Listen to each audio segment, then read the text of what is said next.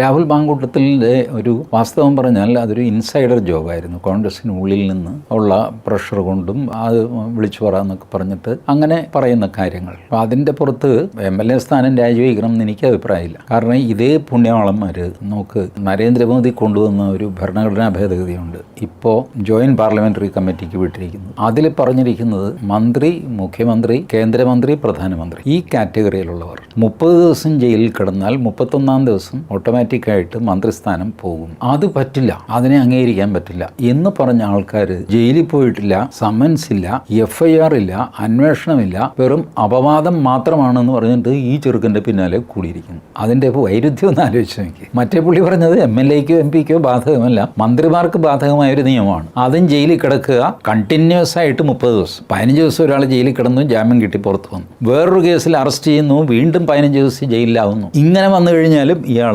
രാജിവെക്കേണ്ട. തുടർച്ചയായിട്ട് 30 ദിവസം ജയിലിൽ കിടന്നാൽ മാത്രം രാജിവെച്ചാൽ മതി. അത് സമ്മതമല്ല എന്ന് പറഞ്ഞ ആൾക്കാർ അതിൻ്റെ തൊട്ടടുത്ത ദിവസം രാഹുൽ മാങ്കൂട്ടൻ രാജിവെക്കണമെന്ന് പറഞ്ഞു. ഇതെങ്ങനെ പൊരുത്തപ്പെടും എനിക്ക് മനസ്സിലാവണില്ല. ഇതിനൊന്നും ഒരു യുക്തിയുമില്ല, ഒരടിസ്ഥാനവുമില്ല. ഒരു ബഹളം ചാനലുകാരങ്ങ് തുടങ്ങിക്കഴിഞ്ഞാൽ അവർ ഒരാളെ രാജിവെപ്പിച്ച് അടങ്ങും എന്നുള്ള സ്ഥിതിയാണ്.